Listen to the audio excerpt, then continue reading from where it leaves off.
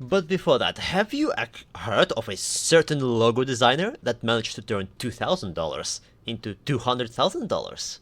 I have not. Please tell me more. Oh well, his name is Dustin Moskowitz, a simple designer whose genius foresight in an early university startup, Facebook, changed his life. Yes, he designed the Facebook logo. And you can do this too by contributing to nascent technology startups from universities of today through Pipe Associate Network. Find out how you can get started today by going into the description, our link tree, and look for www.arbato.io/ban. But first, did you know that even top companies like Coinbase struggle with talent retention, averaging just about 0.8 years, so under 1 year? Web3 faces a big problem with unqualified applicants, some scammers, overall CV spammers, leading to short-term hires. Applications lack passion, they are misaligned with the project ethos. This disconnect reduces long-term commitment to missions and goals. Well, Arbaito fixes this. Arbaito is a limited membership Web3 jobs platform that combines AI tools, vetting, and job management tools, as well as third-party ad boosts. We are maximizing the number of eyeballs on your job post. Join today by going to our link tree in the description and look for arbaito.io. Hello, everybody, and welcome back to the Pipe gDAO podcast. It's episode 17, and as usual, I'm your host, Noodle. But to be honest, if you don't know that by now, I'm going to be taking it personally. I've been here for every single episode. So, again, if you've not been listening, and you don't know who I am, I'm upset. I'm upset with you. I am. Anyways, today we're going to be covering another project on our platform, on our launchpad. This one is threat detection and response with heterogeneous, I believe that's heterogeneous data sources. It introduces the NetSpectra Sentinel or NSS, which is an unsupervised model designed to detect covert threats within the activities of seemingly benign applications.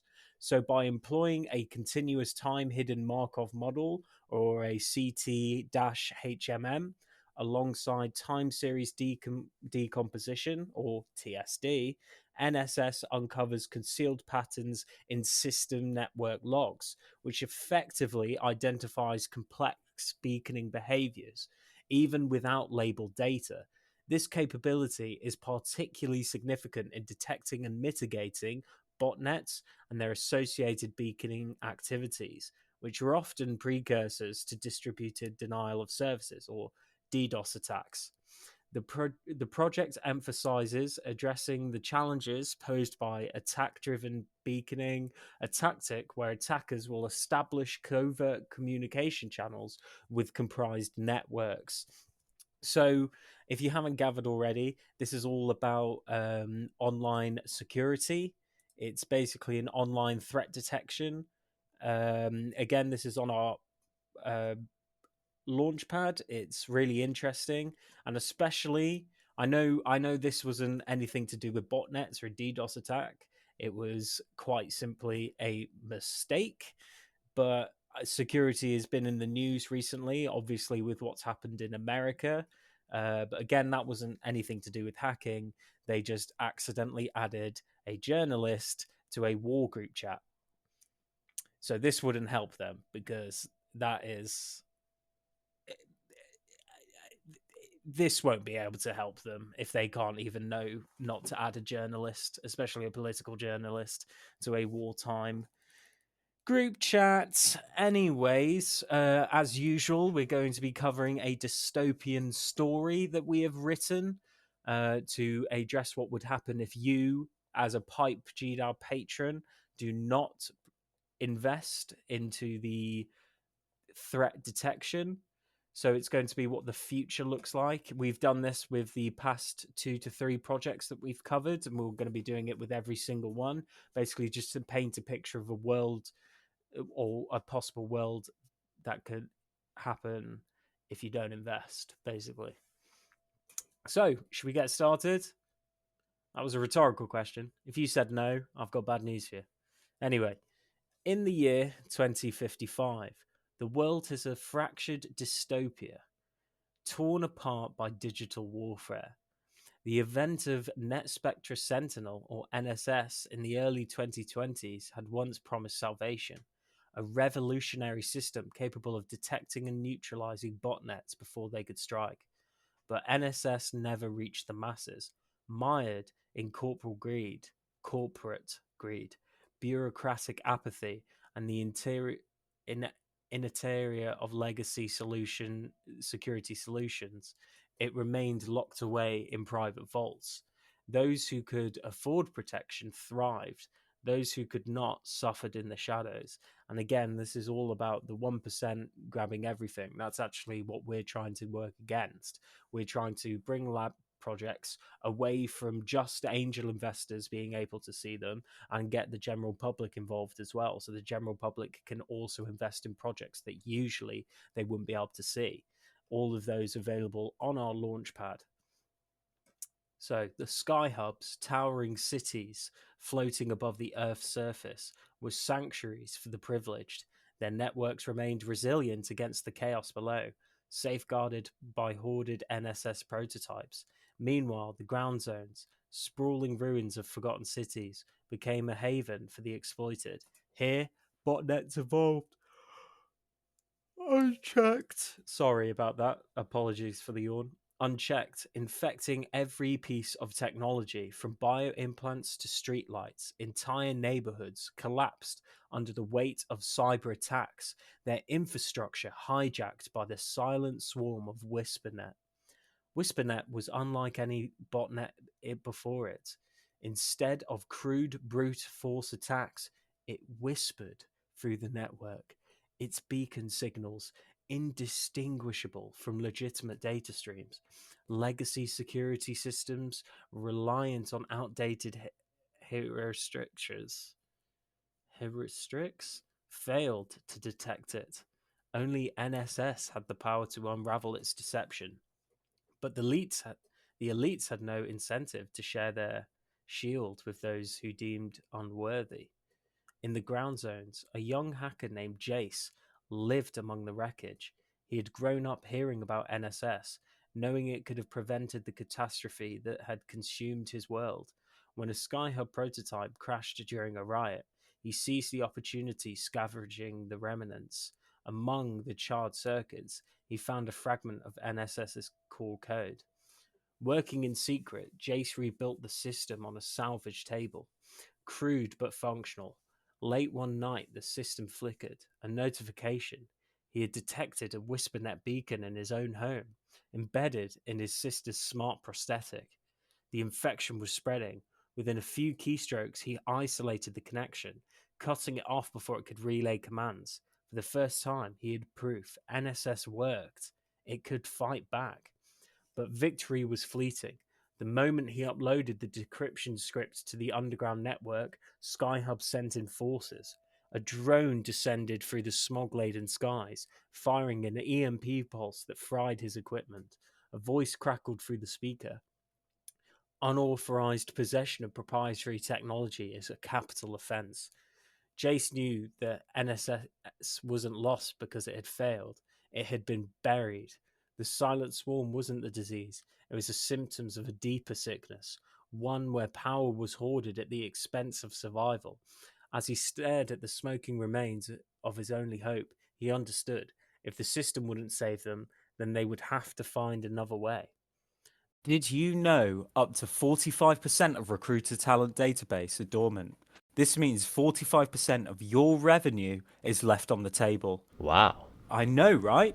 But if you repurpose your talent database by redirecting them to nascent industry technology in high growth, you can share a portion of the high growth sweat equity too. How? The Pipe Associate Network. Bring new opportunities to talent within university-born R&D IP startups worldwide and earn a part of the future. Go to our description for the link tree or sign up on www.thepipecompany.co.uk and start your adventure of the future today. The silent swarm grew louder. It reached its reach expanding, and in the shadows, the fight for the digital liberation had only just begun.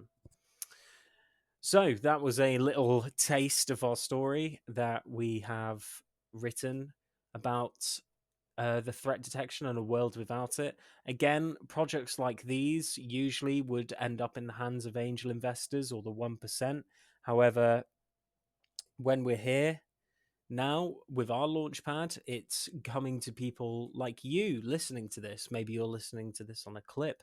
Maybe you're listening to this via Zencaster or whatever your preferred podcast platform is.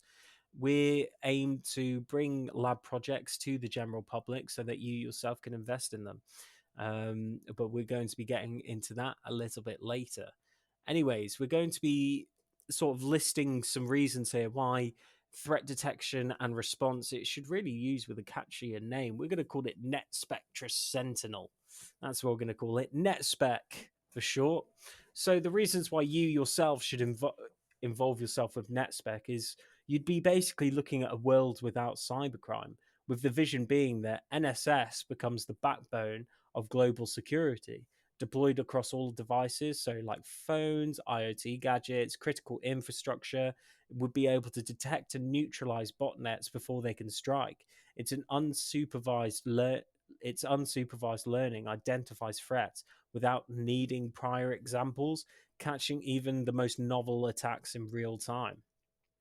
So cybercrime itself would then be thwarted, really, with financial systems thrive without the ransomware. Hospitals will be able to operate without fears of being DDoSed. And personal data will remain inviolable. Trust in digital technology will then go on to soar, fostering a seamless, secure global economy where innovation accelerates, unhindered by malicious interface.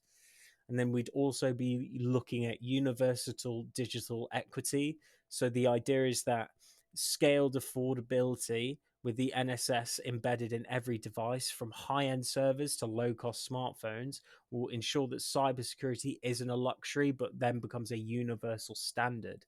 Developing nations leapfrog into the digital age, their networks safeguarded by the same advanced protections as wealthy states. The digital divide will then close, with rural farmers monitoring crops with secure IoT. Small businesses compete globally without fear of attacks, and educations flourish as students will be able to access safe and reliable online sources, which will then go on to lead a truly connected world where opportunity isn't gated, but it's able to be given to everybody, same playing field. And that's exactly what we're trying to do. Everyone's on the same playing field when it comes to these kinds of projects. Another thing you'd be looking at is maybe a sort of global peace through cyber stability. So nations go on to adopt NSS as a shared defense platform. Its transparency and effectiveness diffusing cyber warfare, with state-sponsored botnets, once tools of espionage and sabotage Russia, are rendered obsolete as NSS detects their beaconing patterns across borders, alerting a unified global response network. So cyber stability will then go on to foster peace. Diplomatic tensions will ease as nations trust in a collective shield, reducing the risk of digital conflicts escalating into physical ones. Resources once spent on cyber arms and races are redirected to education, healthcare, and climate solutions, ushering in an era of cooperation. So I did a bit of my outside research, and obviously there are top cybersecurity companies. Actually, a good friend of mine is studying cybersecurity right now. He works on all sorts of stuff. I don't know how much, if any, I can actually tell you. Can I tell you any of it? I'm actually not sure. No, you know what? Better safe than sorry. So we'll be looking at stuff like Palo Alto Networks, which specializes in next-gen firewalls, cloud security, and AI-driven threat detection. Stuff like CrowdStrike, Cisco Secure, Checkpoint Software, IBM Security, McAfee. That one is you know the video, I'm sure we've all seen it, how to uninstall it. The guy that made that is insane, absolute lunatic. It is a brilliant watch though. Google it if you get the chance, because it is just it is brilliant. It is absolutely brilliant. But you know, stuff, it specializes in antivirus and endpoint security and all that. So yeah, it's really, really interesting stuff. And I say that especially now with cybersecurity being not a major concern at the moment, but definitely security is in the headlines.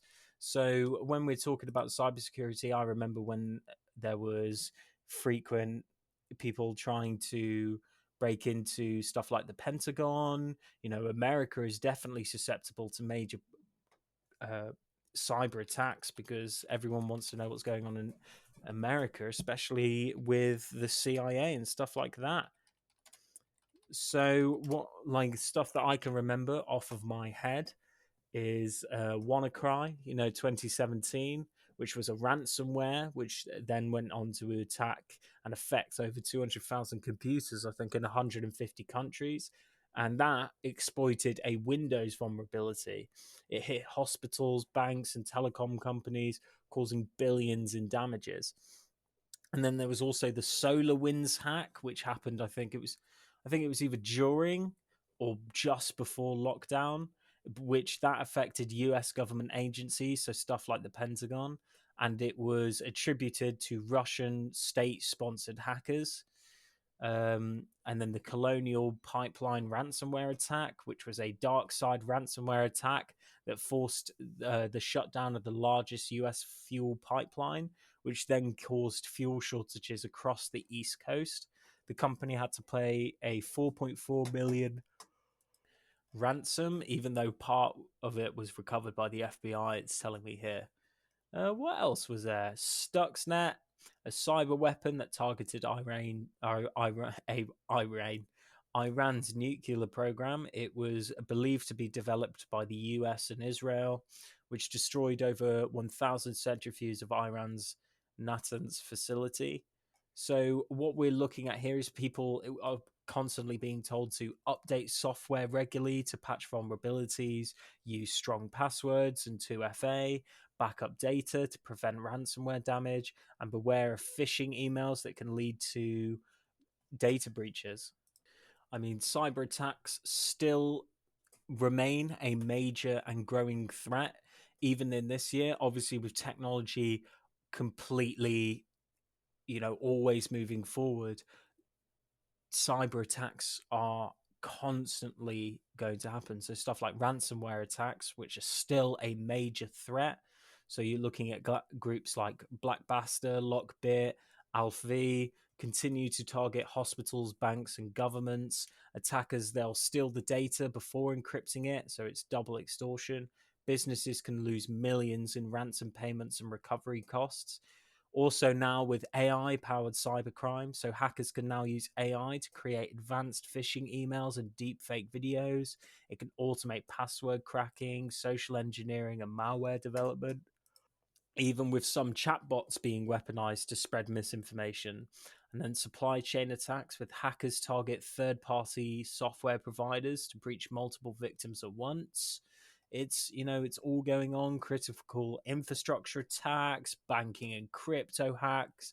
I remember recently there was the North Korea is constantly trying to steal millions in cryptocurrency. So online banking systems are targeted with fraud and credential theft. Corporate and government espionage, China's APT-41 and Russia's Fancy Bear spy. Again, it's all this stuff saying how to stay protected using multi-factor authentication, MFA. Avoid clicking on suspicious links, back up important data online. But this all goes back to what we are talking about here with NetSpectra, with threat detection and response. By employing a continuous time, alongside time series decomposition, it can uncover concealed patterns in system network logs. I know I said that at the start, but I'm reiterating again. Anyway, this I think is one of our more important projects. Not that they're not all important, but this is definitely one that I think should gain a lot of eyes, especially now, obviously the political climate being what it is, obviously the tech sector being what it is. Everyone's brewing, a lot of technology is constantly coming out, and people need to stay protected. We are now in a great sort of tech revolution right now. So what you're going to want to do, obviously, is go to the website, our website, pipe.gdao.io. The link will be in the description. You're going to want to go to the website and click invest, to where you can see all the projects on our launchpad. Again, we've done a couple others. So we have covered stuff like, sorry, I'm just clicking back. I remember there was Cybercrime. Yeah, and then there was also the boost to EV driving range, so boosting batteries, and the size tang. Size tang, I know since the podcast has had a couple of eyes on it, which is really good. That's a very interesting one. And then we have done boost EV driving range as well. That was our last one. That was also a really interesting one, especially with the development of electric cars going through the roof. So yeah, it's really interesting project we've got going on here, guys. So yeah, if you want to go and visit it, go to the website, click invest, go through the launchpad, and then if you want to, you can become a Pipe patron, and you can go and join our network and see what happens. So yeah, my name has been Noodle, and I will see you in the next episode. But before we continue, are you looking to invest in real-world asset innovation IPs? Maybe one coming from a university? I'll have you know, they have an average ROI of 397%, aka X4. And did you know, the likes of Gatorade and Google actually came out from universities? Then what you're looking for is the Pipe gDAO, a community-led protocol that fairly openly and honestly governs overall community ownership of the various protocols it creates. Join the Web3 real-world asset revolution powered by PGF Launchpad, with cutting-edge university laboratory inventions that could change the world with your support, bridging the gap between university IP real-world assets and Web3 capital.